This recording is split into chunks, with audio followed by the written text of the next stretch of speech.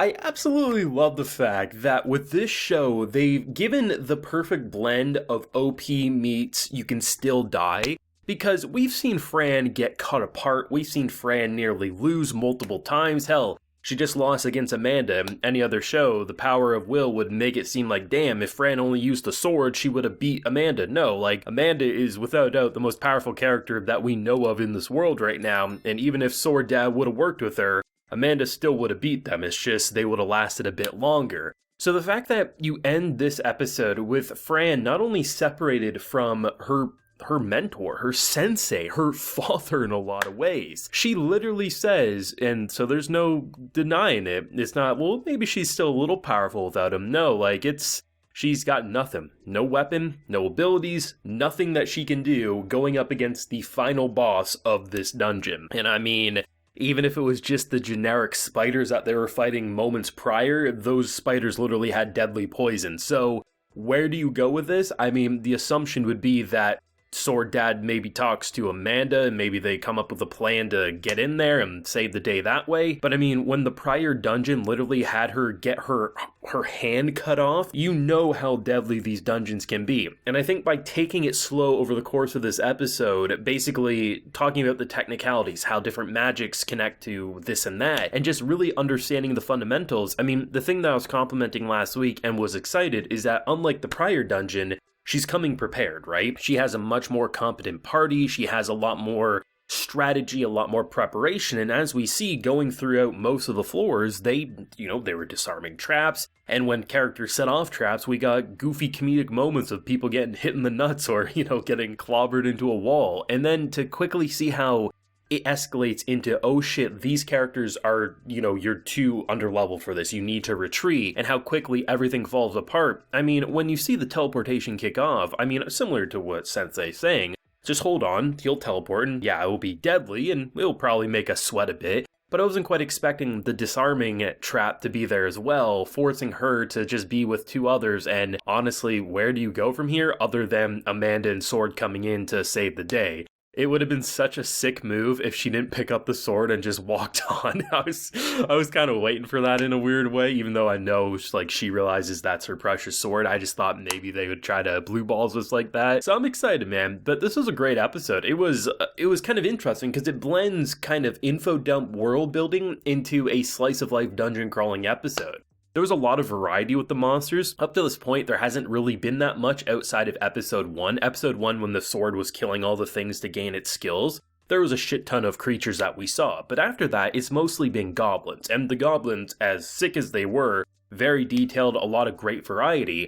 I mean, eventually, you gotta show the viewers something different. So spiders, pretty creepy. A lot of people have arachnophobia, so I mean, depending on if they're not that fond of spiders, this might be a little chilling of an episode. But the fact that it wasn't even just spiders, there was a good variety here. At one point, they set off a trap and these slug-like creatures drop down. I was like, oh, it kind of just looks like rocks or something. And then you see the teeth, and I'm like, oh shit, you gotta run. Those are some parasite-looking worms. And it was really fun, man, seeing everyone, deal and feel like they're competent. I mean, last week, like I mentioned, the dude who immediately was trying to kill Fran and stab her in the back, they resolved that conflict all in one episode. And I was hoping that they wouldn't revert back to just him being an asshole and trying to still hurt Fran in this episode. Thankfully he didn't, and we see that he actually was able to do things. Yeah, he was a bit of a comic relief character when he would get hurt and stuff, but it just felt nice to see the crew work together and seeing how important it was to have different members.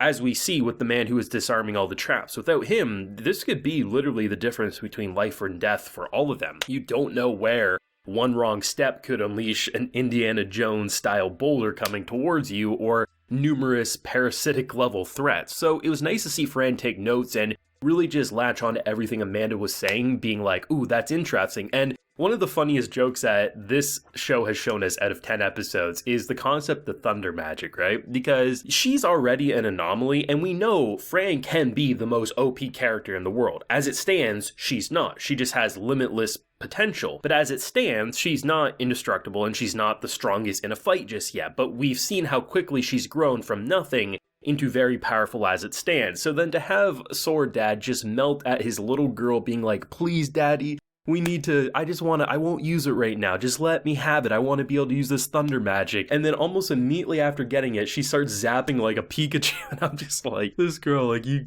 gotta hold off, my boy. You gotta not spoil her so much. But given the fact that she just got separated from him, about to be thrown into a life or death situation, I think this girl's gonna get anything she wants guaranteed going forward after this moment. Or even the funny moment when basically the concept of how you get like accustomed to different elements, you know, if you want to be good with ground magic and stuff, you got to be consumed and eat dirt. And then you have Amanda talk about how she stripped butt ass naked and was one with the wind, and Fran's like, I'll do that too. And Sword's like, not on my watch, bitch. No one's gonna see my girl like that. It's just really funny, man. I really like the comedy and the humor and how easily they can go from, oh, I think everyone probably imagined there'd be a cliffhanger of, I mean, if you look at the opening and just everything, like, we knew there was like a spider queen. I expected a cliffhanger in some way with that. Just not the teleportation and the disarming. It's the disarming that makes it very worrisome, because reflecting back on the previous dungeon, we saw her literally lose limbs, and had he not been there right in the moment to activate that,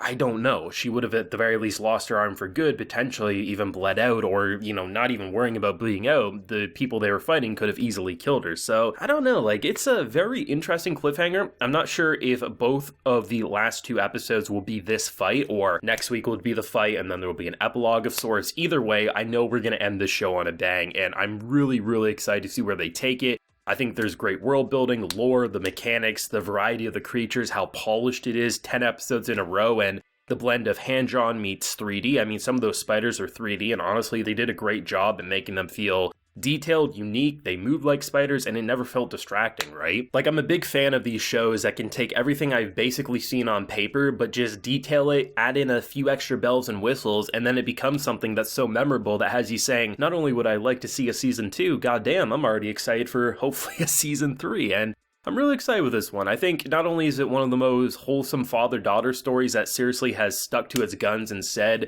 Sword Dad's going to see Fran as nothing other than a precious girl to raise and protect, and to see his crushing realization of what just happened at the end, and Amanda being best mom, and honestly just the family dynamic is fantastic on top of being a entertaining, bloody, exciting isekai dungeon crawling adventure, and the hunger for power with Fran is just, it's great to see it get there, but then so quickly shatter us with separating from Sword and seeing how she'll have to survive on her own for, honestly, who knows how long. But thoughts and feelings yourself on this episode down below. What do you hope to see with the fight upcoming next week here? Do let me know down below. Leave a like if you enjoyed, and subscribe if you're new around here. You can also consider supporting the Patreon. I got a bunch of live reaction series going on over there, and you can also get video shoutouts like a few are about to get here. So we got Toby, Mario Gallardo, and ZZ. So I appreciate the support, everyone. Please take care. Have a good one.